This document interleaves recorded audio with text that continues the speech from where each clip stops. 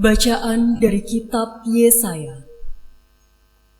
Beginilah firman Tuhan Allah kepada Ahaz bin Yotam bin Uzia, Raja Yehuda.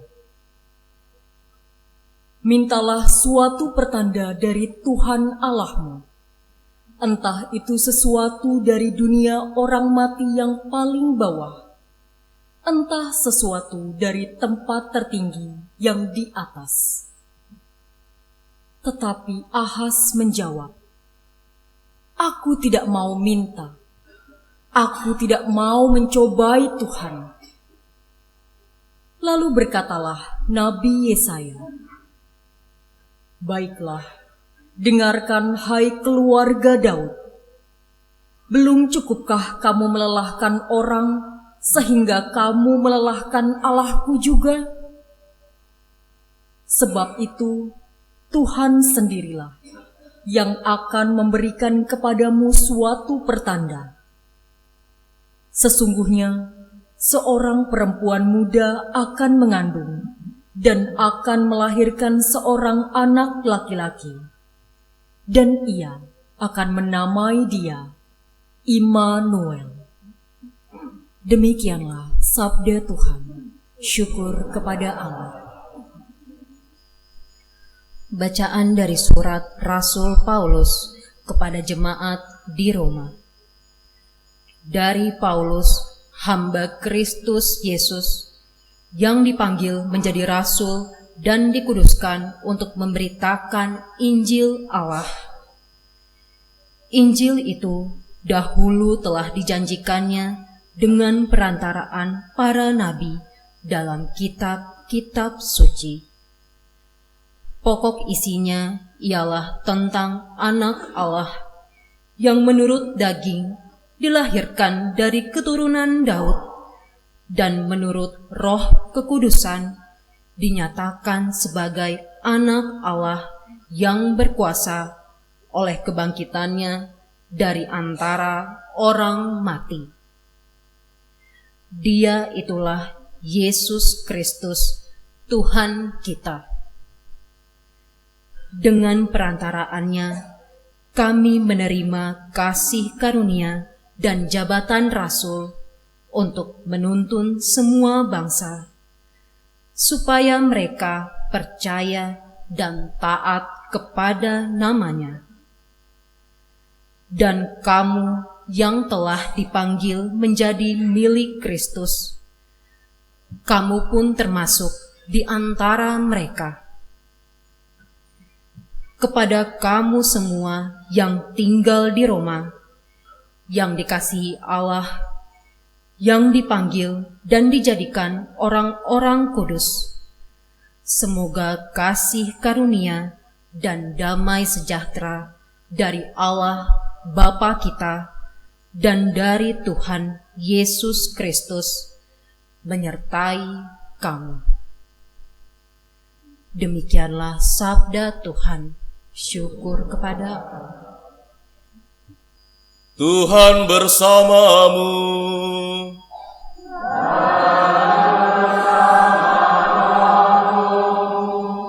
Inilah Injil suci menurut Matius.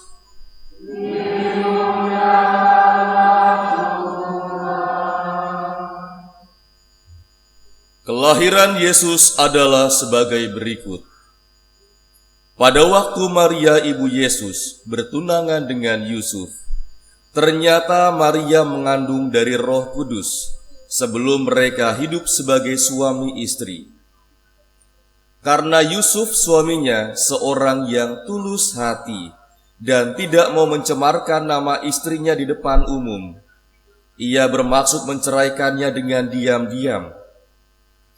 Tetapi ketika Yusuf mempertimbangkan maksud itu, malaikat Tuhan tampak kepadanya dalam mimpi dan berkata, "Yusuf, anak Daud, janganlah engkau takut mengambil Maria sebagai istrimu, sebab anak yang di dalam kandungannya adalah dari Roh Kudus.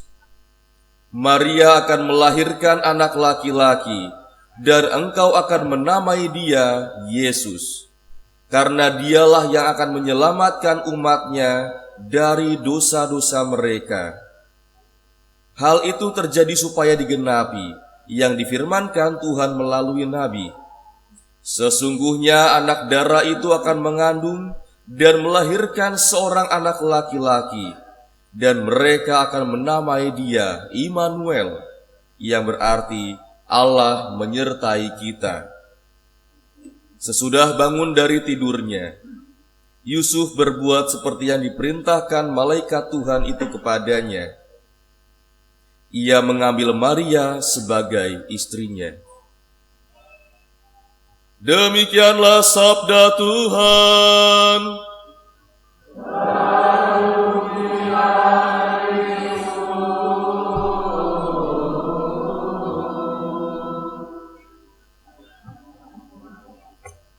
Saudara-saudari yang terkasih dalam Kristus, hari ini kita sudah berada di Minggu Advent yang keempat.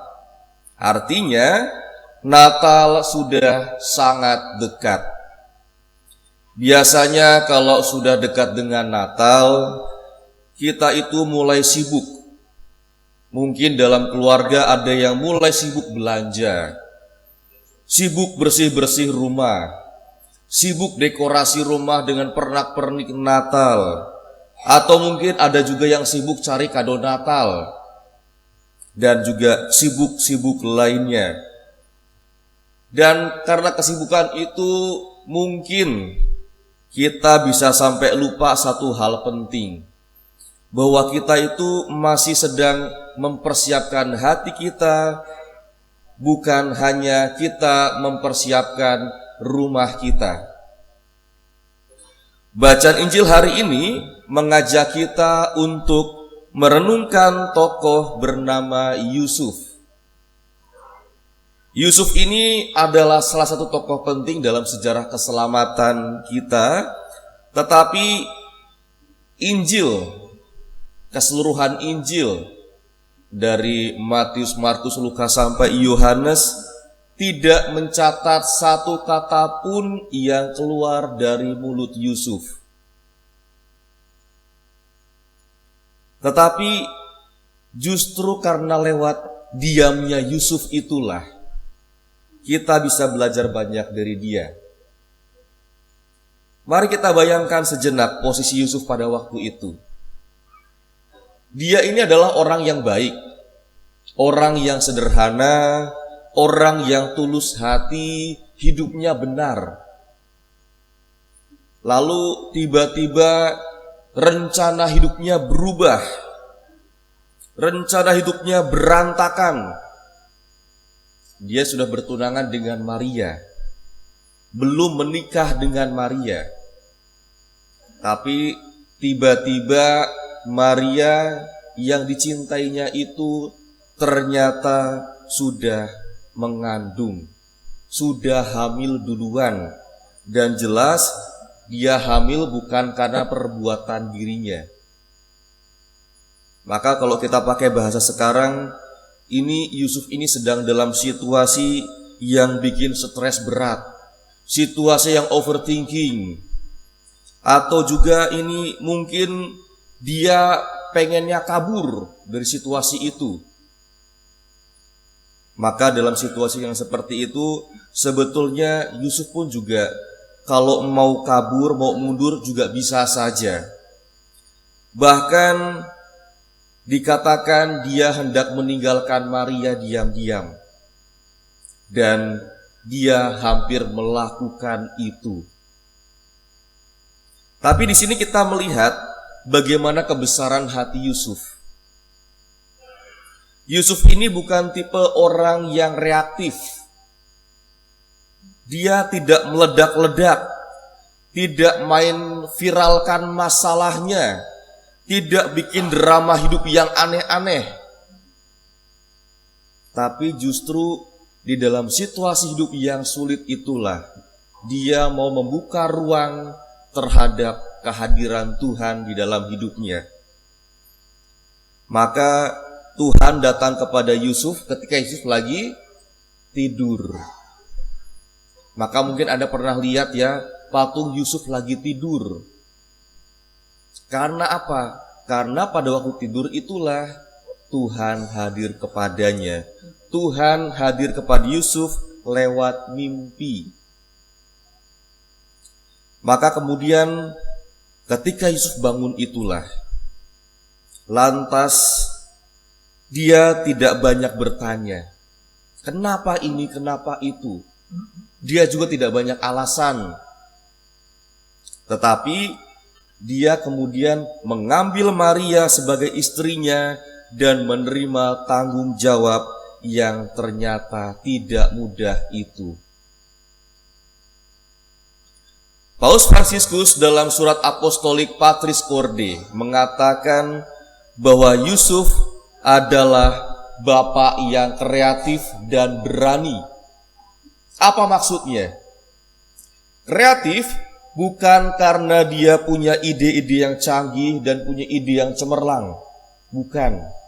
Tetapi kreatif di sini adalah karena dia mampu untuk menemukan jalan di tengah situasi hidup yang sulit.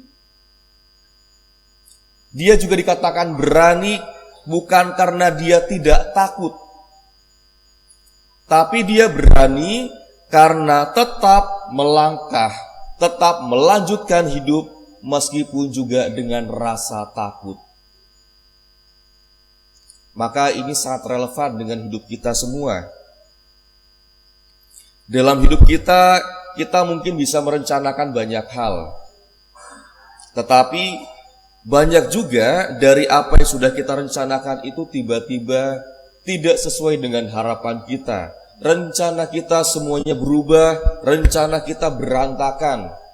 Misalnya, ternyata pekerjaan tidak sesuai dengan harapan. Ada dari kita yang mengalami PHK, ada yang usahanya hancur, ada yang ternyata ditipu orang, dan sebagainya.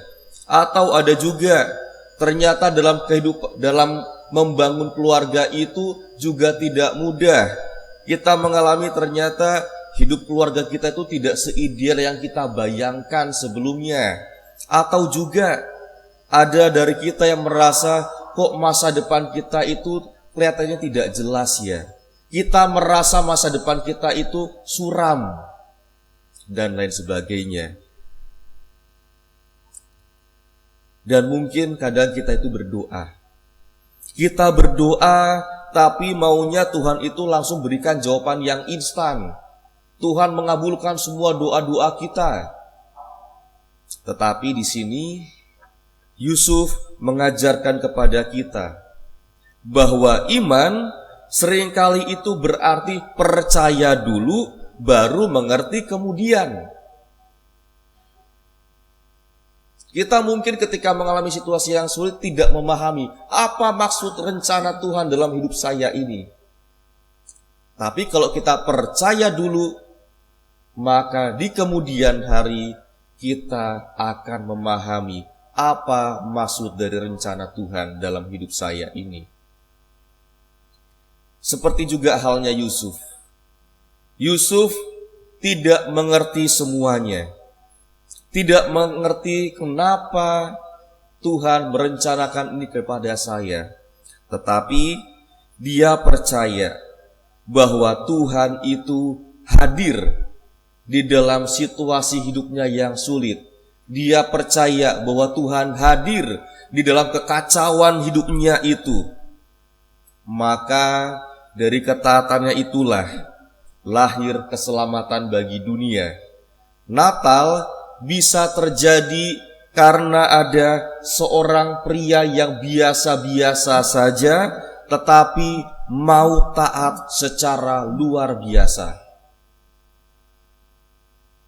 Maka menjelang Natal ini, mungkin Tuhan itu tidak meminta kita untuk melakukan hal-hal yang besar, tapi mungkin kita hanya diminta untuk melakukan hal-hal yang sederhana.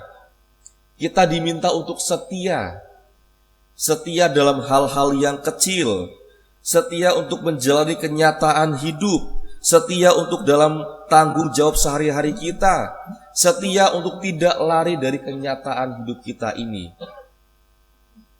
Maka seperti halnya Yusuf, kita semua dipanggil untuk menjadi pribadi yang setia, berani dalam kasih, dan berani untuk mempercayakan hidup kita kepada Tuhan. Semoga Advent ini menjadi tanda hati kita, membuat hati kita lebih siap menyambut Yesus dengan penuh sukacita. Bukan karena hidup kita sudah sempurna, bukan karena kita merasa hidup kita ternyata baik-baik saja, tetapi karena kita percaya bahwa Tuhan mau hadir di tengah hidup kita yang apa adanya ini. Dan itu adalah suatu kabar sukacita yang menggembirakan untuk kita semua. Semoga Tuhan memberkati kita.